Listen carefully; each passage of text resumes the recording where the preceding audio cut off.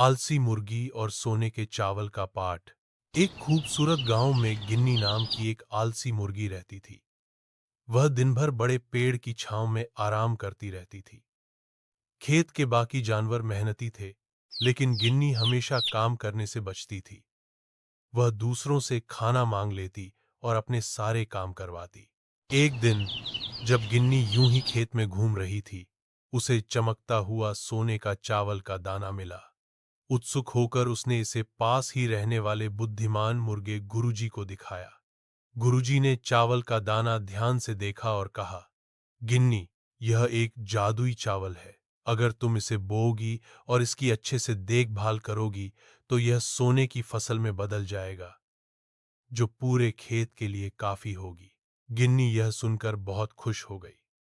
उसने चावल का दाना खेत में बो दिया, लेकिन जल्दी ही उसकी आलसी आदतें लौट आईं।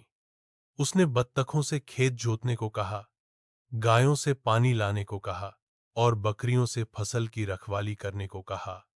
खुद गिन्नी बस बैठकर सब कुछ देखती रही।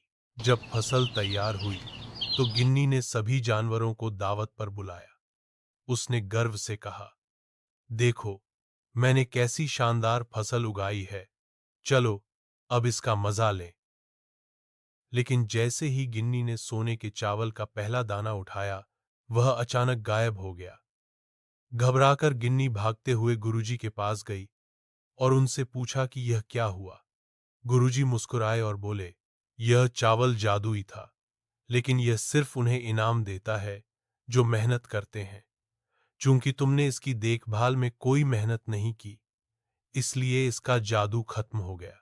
गिन्नी को अपनी गलती का एहसास हुआ। उसने सब जानवरों से माफी मांगी और वादा किया कि वह अब मेहनत करेगी। उस दिन से गिन्नी ने अपने आलसी स्वभाव को छोड़कर मेहनती बनना सीख लिया। उसकी मेहनत देखकर खेत के बाकी जानवर भी प्रेरित हुए और साथ मिलकर उन्होंने अपने खेत को खुशहाल और समृद्ध बना दिया।